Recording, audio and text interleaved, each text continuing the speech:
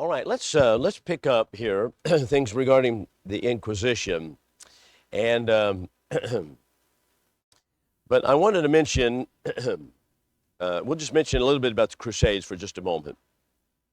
So the Crusades, I kind of the dates on these Crusades sometimes it gets confusing. So I kind of use some notes here on some of it. But so remember when we come back to the Albigenses, which is 1200. Those were people in Albi, France, and city of France.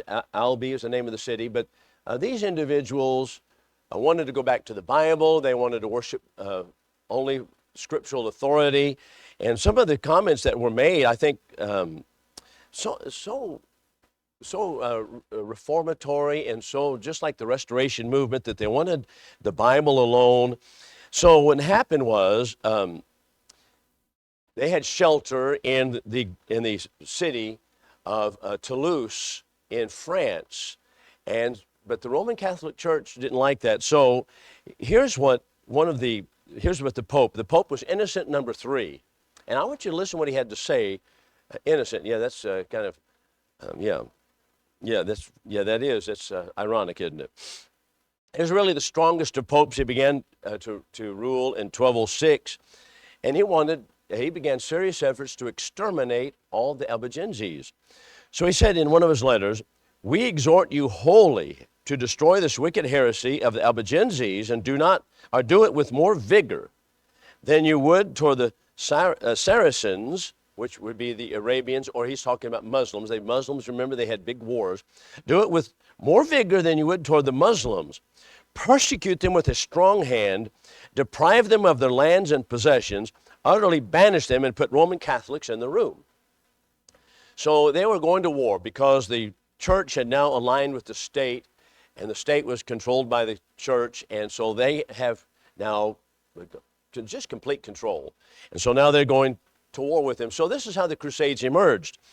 So in order to stir up hatred, special rewards as well as indulgences, we'll talk about that more today, were promised by the Pope to everyone who would leave his occupation for 40 days and join the war against the Albigenses. So we'll give you a certificate of forgiveness, indulgences for a certain amount of time. If you go to war, David, and you come and fight in the battle here for at least maybe, when we're going to muster the army out, and we'll give you this indulgence for 60 days, or maybe an indulgence for so many years, but you have to fight for 60 days in the battle, and you're going to go to fight against the Albigenses. That's absolutely incredible. How did it come about? Well, we've kind of explored some of that history, how it moved along, but that's stunning, isn't it? Multitudes accepted this opportunity to trade their services for the remission of sins. Others joined in the papal army out of a desire for the loot that they would be permitted to take. In this manner, over 50,000 soldiers were mounted and equipped for battle. So here's something else that plays a part in it, and Martin Luther was able to bring it out later, or at least we are able to see it with Martin Luther, who came in the 16th century. And that is, he had trained to be a priest, and he hadn't even studied the Bible. They were not accustomed to reading the Bible. They didn't have the Bible. They had in certain areas chained Bibles, which were chained to the pulpits or chained to the front of the building, lest someone steal the Bible. They just didn't have a copy of the Bible. And the Gutenberg printing press had not yet been invented, was not going to be invented for another couple hundred years. So it was all done by hand. And so the manuscripts were valuable, but the people didn't have them. So they were dependent upon what the church told them, what the Bible taught. And so they're in complete darkness, and that's one reason we call it the Dark Ages. They're in complete darkness and ignorance of God's Word, and dependent upon what the church actually says. Now, just let me stop here for a moment and say I sometimes ponder whether we have moved past that somewhat, because even though we have so many printed copies of the Bible, and you can pick them up in you can pick them up in Walmart, people are still ignorant of the Bible, because it doesn't depend only upon whether it's available. It depends upon something else. What is that? Your heart, whether you're going to read it, whether you're going to study it. And today, when you talk to people about Christ, well, let me go ask my preacher. Let me go say this. Let me go ask, I don't know. And they just, it's just we're not equipping ourselves with the Word of God as we should. That's how it was, and so they were ignorant of the Bible, Dark Ages, and so the Pope promised them to come out, fight against the Albigenses, and you'll get credit in heaven. So they attacked the entire city of Toulouse. They also took the city of Béziers. This would be in France. The city was a stronghold of the Albigenses to prevent heretics from escaping. Roman armies surrounded the city, demanded the surrender. Sounds like Old Testament book of Judges, doesn't it? Sounds exactly like that. There were many devout Catholics within the city who were loyal to the Pope, and they pled for the opportunity to prove their loyalty to him. But the reply was, unless all the city submitted, they would be put to the sword. Everybody has to. And so according to the reports, 23,000 persons were massacred indiscriminately, that is, Roman Catholics and those who were reformers, Albigenses, in the city. Albigenses means they were reformers only from the city of Albi. So the city was reduced to ashes, and when the soldiers hesitated to kill people who were declaring loyalty to the Pope, they turned to the papal legate for his instruction. And the legate said, kill them all. The Lord knows who are his. So that's how the Roman Church operated. And I might add this, that is also one of the driving factors, not only of the Reformation, but also for people to come to America for freedom to practice religion and freedom that we have before God. Yes, ma'am. Well, the reason of this hardship in a lot of instances was the Roman Church. And we were not going to go into that in this class. I was going to stop and we'll talk about evangelism beginning probably in about 3 or 4 weeks. We'll change gears for a little bit, talk about personal evangelism, and have a whole class on that. So, but I wanted to go to the Reformation and Restoration, but that, of course, that will be another year's study. So I thought maybe we'll change gears for just a little bit. But that's true, people, they had a lot of hardships back then. So the army of Rome grew to 300,000 people under those kinds of incentives, that they would have indulgences. And one chronicler says this, hundreds of villages had seen all of their inhabitants massacred with a blind fury, without the Crusaders giving themselves the trouble of examining whether they contained a single heretic. They just became bloodthirsty. The harvest of the country people and the provisions and merchandise of the citizens were divided at discretion among the marauding assailants. There was scarcely a peasant who did not reckon his family some unhappy one whose life had been cut off by the sword of the soldiers, and whose property had not been repeatedly ravaged. More than 3/4 of the knights and lorded proprietors of the district had been despoiled of the castles and fiefs. So the Roman Catholic Church goes to war against reformers, and that's what happened. So 2/3 of the peoples in southern France were killed in this effort. Large numbers escaped to the mountains, and they continued as Protestant groups, and that is so sad that it happened. And we can come back and talk about the organized crusades, which were the crusades basically are actually when the Pope says, all right, the Muslims are in possession of Jerusalem, and we need to go get it back from the Muslim hands. We need to go relieve it from Islam. And so they, same system, go to war down to Jerusalem. But that was another system, but that was how the Crusades got going. Any other thoughts on that? Any questions? Foreign crusades, you mean, such as? That happened just after this period, yeah. All right, let's look at a couple of passages here before we look at the Inquisition for just a moment. And these passages are 1 Timothy chapter 4, verses 1 through 4. 1 Timothy 4, verses 1 through 4. And then we'll go to 2 Timothy 4, verses 3 and 4. This is important to see that the New Testament really predicted what I believe to be indeed the rise of the Roman Church. And here's part of it right here. So this is, beginning verse 1, the Spirit saith in latter times that some shall fall away from the faith, giving heed to seducing spirits, doctrines of demons, through the hypocrisy of men that speak lies, branded in their own consciences with a hot iron, forbidding to marry, there's one, forbidding to marry. Number two, commanding to abstain from meats, which God created to be received with thanksgiving by them who believe and know the truth. So we have two signal points of apostasy, and they were the forbidding to marry and the commanding of certain foods or abstaining from foods. Isn't that interesting that both of those, of course, the Roman church picked up on, and that's exactly what the Roman church practiced. So the forbidding of marriage, of course, was celibacy, which we've already talked about, which they considered to be a more holy state than to be married. That goes back even earlier than what we're talking about now in our class. And then, of course, also abstaining from certain meats, and that goes on today. But these are marks of apostasy. That's pretty stark, isn't it?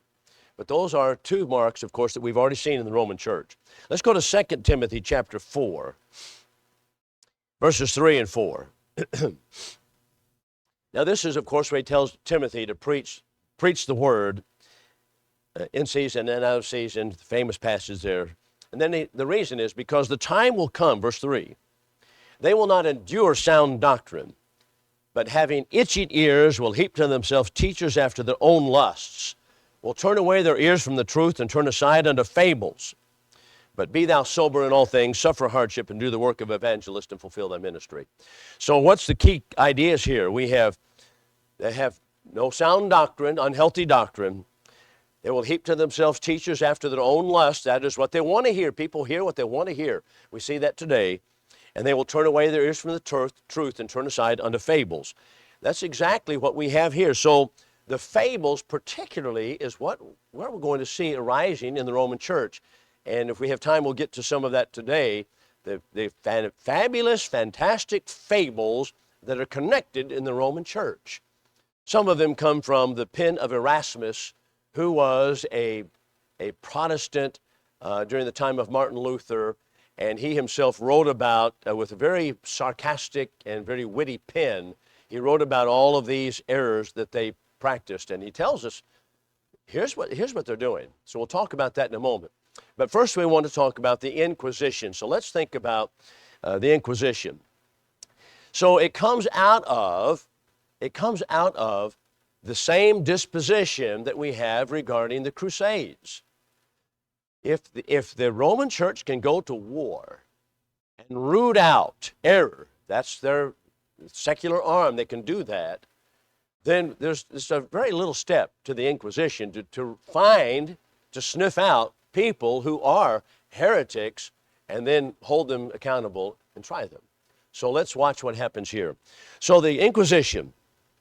So this is from what is called the Lateran Council in 1215. The Lateran Council is so called because I think one of the buildings in Rome is the Lateran Palace, and they had a council there in 1215.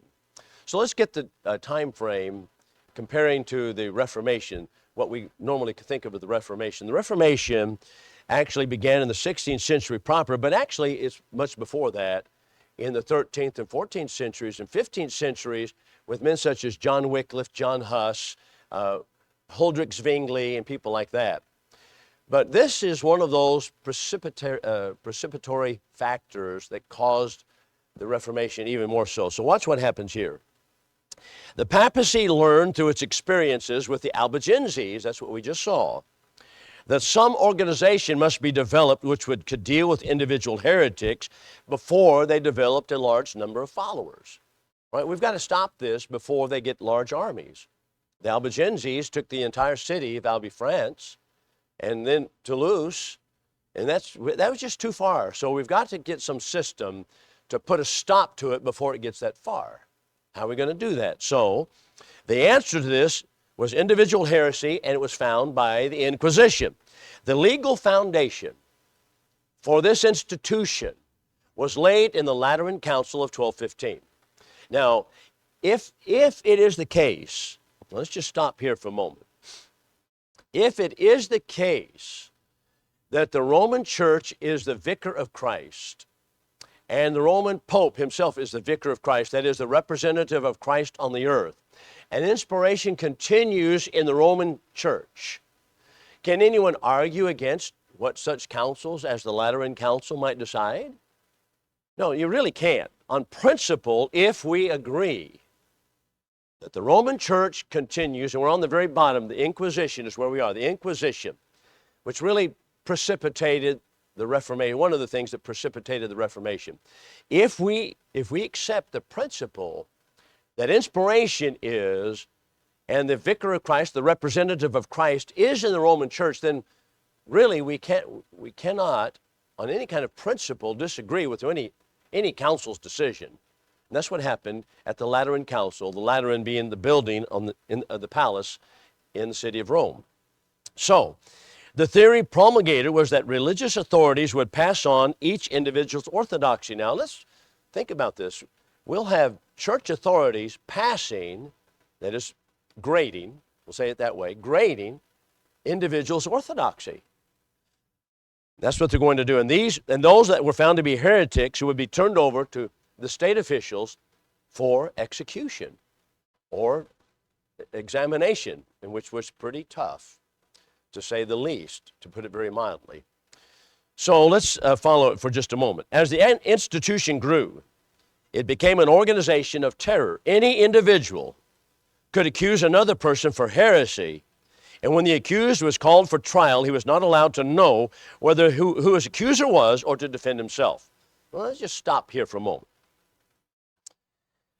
All right, this is the very concepts that our founding fathers said, whoa, this is absolutely not only opposite to what is commonsensical as far as going to court or as trials are concerned, but it is also very antagonistic to the very principles of justice under the Old Testament, isn't it? What our basic principle should be, or at least it has been established this way, that we are guilty until proven innocent. And just as in the Old England, it was the case that if someone, just following the practices of the Lateran Council, if someone accused a person of heresy, of wrongdoing, then there was a snitch system was in place. They would go grab them, and you don't know who accused you. It could be just anybody. And they took them to the Star Chamber, so there's a Star Chamber. And they would just, and they actually, their business was, okay, you've been accused of this, you're guilty, now we want you to confess. Can you see how opposite this is from real justice? And this is what the Roman Church began to practice, because they wanted to root out all of these heresies before they got going. So someone might snitch on you. So what do we have right now in America? This is why people got upset when we have red flag laws pertaining to what? What were red flag laws? What were those? Firearms. Okay, get on the phone. I say, you know what? We have a guy here in the church, Stephen Lincoln. I know that he has some firearms in his house. I think you need to go check him out. He's unstable, and you need to check him out. They go. What's wrong with that? We got a public snitch system in place. That's what red flag laws are. We got it going on in America. This is why everybody got excited, because it just turns upside down a justice system. And that's what was going on. That make sense? You can see why people get excited. So, and then you go and you say, okay, yeah, I have this firearm, and who accused me? Well, that's not for you to know. Okay. And there you are.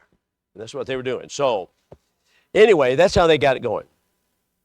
So the Inquisition was organized in every diocese throughout Italy. So they had it every county. The laws governing it were incorporated into later editions of Corpus Juris as part of canon law and are enforced to the present day. They don't necessarily practice it, but it's enforced. The Inquisition was placed in the hands of Dominican monks who were very zealous in the extermination of heresy. The monks were subject to no other civil authority, only to the Pope. So they went out, sniffed out heresy, and had a snitch system in place to do it. So the accused generally were arrested at night. You know, the Department of Justice would come to the house and say, we saw you for example, out on the sidewalk protesting abortion clinic, and we're just going to arrest you. See, that would be, of course, the same thing as the Dark Ages. Oh, that's what's going on in America. Yeah, that's right. Yeah, that's what's happening here. But that's what they were doing. They were going to arrest him at night. However, I have to read this paragraph, and it just kind of curdles my blood a little bit. The effort of the inquisitor was not to determine guilt, but to force the admission of guilt. The only means of release was confession of the charges made and the acceptance of whatever punishment might be imposed. That is, they're not trying to find out if you're guilty or innocent. They're trying to get you to confess. Those who would not confess guilt, what was done? Torture. Torture was applied. The degree of torture was left to the discretion of the inquisitor. For those who confessed that they had been heretics, but had denounced their heresy, there was a terrible period of penance imposed that consisted of the penitent presenting himself every Sunday to the priest with a rod in his hand so the priest could soundly scourge him in the presence of the congregation. That's penance. So that was what was going on. It happened in France. That was 1233, Aragon 1238, Italy 1254. And so I bring this up not just to make everybody just angry about what happened with it, but I do want to say this, that I brought that up in a debate with Roman Catholics before, and they say, well, you know, that was all left to the secular authorities. That was not the Roman. But what they fail to tell you is the Roman authorities were over the secular authorities. They were over them. They were beholden to them for their offices. So I have a modern Catholic encyclopedia I used before I had a debate in California with a Roman Catholic by the name of Bob Sungenis. And so I use this quotation, but I want you to hear what he has. This is what the modern Catholic encyclopedia says about indulgences. This is what's about it. By granting indulgences, the church applies, by virtue of the communion of the saints, to those who are rightly disposed and who fulfill the prescribed conditions, the treasury of merits of Christ and the saints, and in this way removes totally or partially the temporal punishments. All right, what is that to say? Okay, all the merits of the saints are in a treasure house that God has. And so you go through penance, certain activities, which might be being flogged in front of the church for so many Sundays, and those merits will be applied to you. It's almost like, okay, where do you begin? Where do we begin in answer to that? It is so far off the grace that we have in Jesus Christ and the merits of Christ that it's hard to imagine that this would be the case.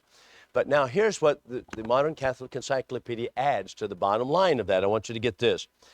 However, pastorally, they said, now here's as a pastor, that would be a preacher they're talking about, it is important to stress the necessity of personal conversion of mind and heart when discussing indulgences today. So that's still the system, but we need to talk about the real conversion of the heart. But that's how it is to work. So in the 16th century, the scandalous abuse, and here's their comment, scandalous abuse of indulgences was one of the causes that brought about the Reformation. And they confessed that. All right, what was the scandalous abuse of indulgences? Well, same thing. And we talked about that, so that's what Martin Luther was excited about. He said, whoa, whoa, whoa, whoa. And he nailed all those theses on the door, 95 of them, on the church door at Wittenberg. The church door was the bulletin board in the old English towns, and that was a German town. In these German towns, the church door was the bulletin board. Wouldn't that be great if the church door was a bulletin board today? Everybody goes to the church house, see what's going on, put it up there. Anyway, that's what it was. And they had a big wooden door and all the announcements in the town. Yeah, now we have, let me look on the phone, yeah. But that's right. But they went to the church door, and so Luther nailed 95 theses about these things on the church door. And it created a firestorm in Germany. It absolutely blew up.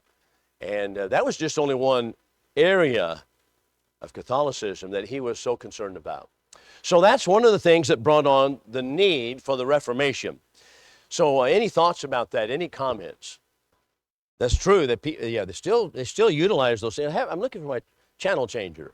What do I do with my channel changer? You know what? Oh, here it is. I thought I better get it because I've got to have it later, next hour too. So, okay. So this brings us to the need for reformation. There are basically these areas, four of them, that we need to look at. Number one is celibacy. What is celibacy? Never marry. Okay, celibacy, that is, and it was not just a voluntary system, but what? It was not voluntary. Mandatory. Mandatory. It was, you had to do it. If you're going to be a priest, you can't marry, period. That's the law. Boom. Can't marry. It's not your choice. It's not, okay, I think I'll be better not to marry. No, you're not going to marry. And they forced the priest not to marry. We'll talk about that in a moment. Then another one was simony. What is simony? What is simony? It comes from Acts 8. And the man's name, what was that man's name in Acts 8? Simon the sorcerer. What was Simon the sorcerer's fault here? With money. He wanted to buy one of the gifts of the Spirit with money. So that is Acts 8, verses 14 and following, where Simon himself was also baptized. And we're told here that Simon said, let's see, this is verse 18. When Simon saw that through the laying on of the apostles' hands the Spirit was given, he offered them money, saying, give me also this power, that whomsoever I may lay my hands, he may receive the Holy Spirit. And Peter said, thy silver perish with thee, because you thought to obtain the gift of God with money. So it is purchasing spiritual things with money. So that's what simony is all about. It is spiritual purchasing with money. So what do you think they were purchasing with money? Church offices. They would purchase church offices. Why would anybody want a church office? Why would you purchase a church office with money? Why? How could you make money, Bruce? You know, you offered indulgences. Everything that you did, you had money flowing in. And the indulgences in Luther's time, you can raise the prices or deplete the prices depending upon what was going on in Rome. Now, we have supposedly, here's how our money system is set up. It's not anymore. But what was it set upon? Gold and silver. Gold.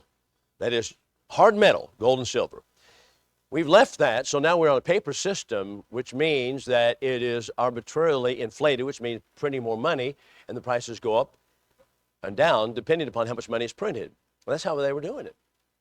And it was, in a sense, because they were putting out indulgences, so we're going to raise the price of this sin, and so that's how they did it. Martin Luther said, you know, this is wrong. The indulgence, one of the practices was, well, yesterday, if you go and confess to the Pope, and you had to pay $50 for telling a lie. Well, tomorrow you're going to have to pay $100 for telling a lie. Why did the price go up double? They wanted to put the roof on St. Peter's Cathedral. I can't even look at St. Peter's Cathedral in Rome without thinking about that. They put it on the roof on it by raising the prices of sin. That's how they did it. And Martin Luther was just like, boy, this is wicked. And that's what he was really inspired him and fired him up. So but simony is buying of church offices with money because that put them in a position of power. Now, do we have that in our political system now? Seems like we do. I would say, you know, people who have a lot of money, they can get into political office. Why would they want to? More money. Isn't it amazing? You get in a political office and you go in as a pauper and you don't own anything? And you can say, I don't even own property, and then you come out and you live on Martha's Vineyard? How does that happen? Well, this is how it happens. And same thing as simony. That's what happens. So the Roman church practiced that. So then indulgences. So indulgences are, of course, what we've just talked about. That is buying and selling of these. And then hagiolatry. What is hagiolatry exactly? Hagiolatry. Hagios is holy or saint. So what would that be? Worship of saints. And then that brings us also to the worship of Mary. And we'll talk about that in the next next class period about the worship of Mary. But let's just talk, this is the worship of saints, where saints were thought to intercede for man. And so all of the saints supposedly were there, and you have your patron saint, and that saint would be the one through whom you prayed. So these are the four areas that really fired people to say, this is just completely off base. We've got to go back to the Bible. But unfortunately, regarding the Reformation, they didn't go all the way back to the Bible in a lot of areas, because people who have been so accustomed to living in error like that, a lot of times you just bring some of the practices that you've had over with you. And one of the great genius points of the Restoration movement is said, let's just sweep it all away and let's just go back to the Bible alone. Just the Bible. Let's not drag our practices from our lives and our families and our church histories. Let's just go to the Bible itself and let's just start afresh. And that's what the Restoration movement is about. And that is why it is, I think, the correct position to take instead of the reformatory position, which is really we want to reform the Roman Church. We want to reform some of its most egregious abuses. Does that make sense? And that's what was happening. So let's just talk about these very quickly. So what does the Bible teach about celibacy as far as marriage is concerned? Let's just think about the Bible for a moment. What passage are we thinking about here? 1 Corinthians 7. So let's turn to 1 Corinthians 7. In our Bible class, we'll look at 1 Corinthians 7. So, now Paul talks about marriage several occasions. And he talks about marriage, for example, also when he gets to chapter 9. And he talks about marriage was, and matter of fact, Hebrews chapter 13 tells us marriage is undefiled, the marriage bed is undefiled, it's held in honor among all. That's 13:4 of Hebrews. So marriage is a holy, honorable state, matrimony. But here we have in 1 Corinthians 7, beginning in verse 25, where Paul gives his judgment regarding those young women, virgins, he calls them, who want to marry. And he says, concerning virgins, verse 25 of 1 Corinthians 7, I have no commandment of the Lord, but I give my judgment as one that has obtained mercy of the Lord to be trustworthy. I think, therefore, that it is good by reason of this distress that is upon us, namely, it is good for man to be as he is. Are you bound to a wife? Don't seek to be loose. That is, we're not divorcing. You're not deserting. Are you loosed from a wife? That is, are you single?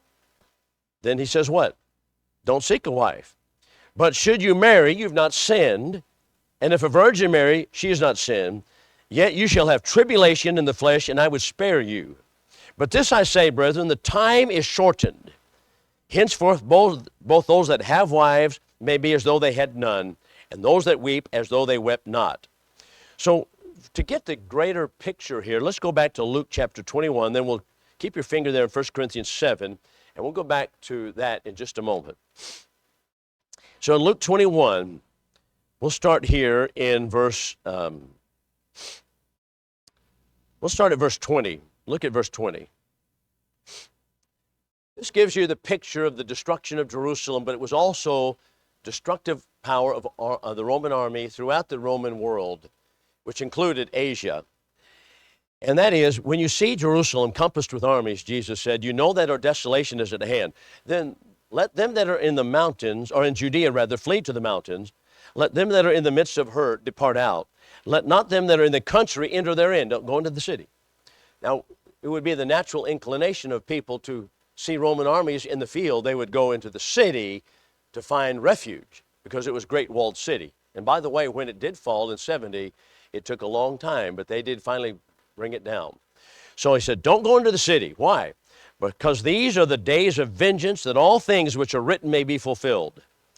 Woe to them that are with child, to those that give suck in those days, for there shall be great distress upon the people and the land, and wrath shall be upon this people. What is his point here? Is his point saying that it's sinful to marry? No. He doesn't say it's sinful to marry.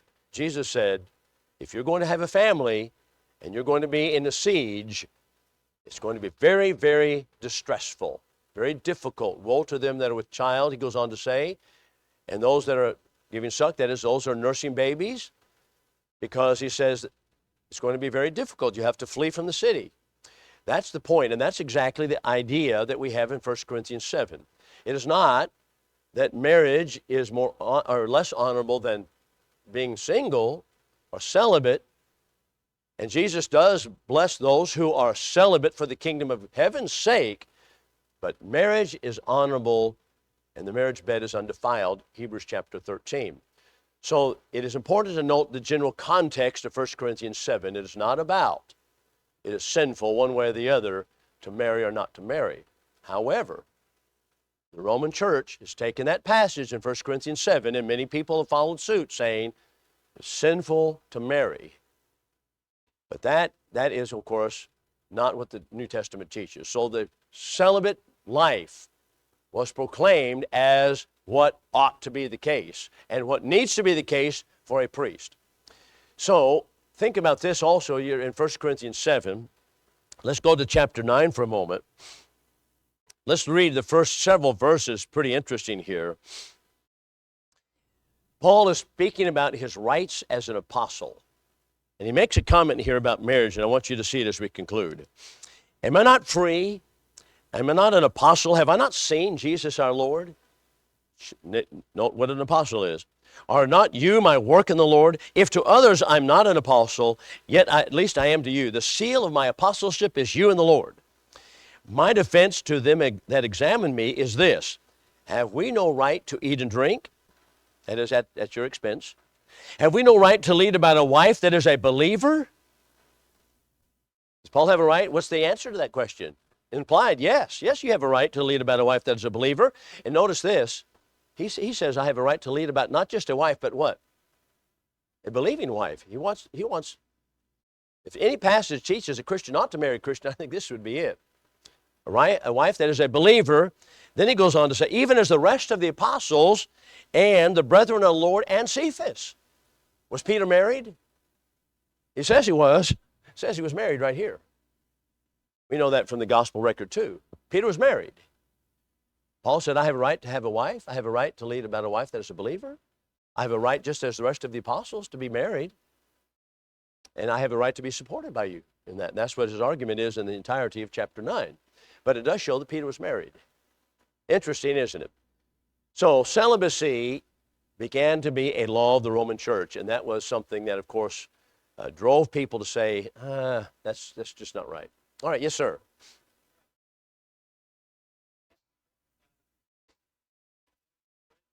That's correct, yeah.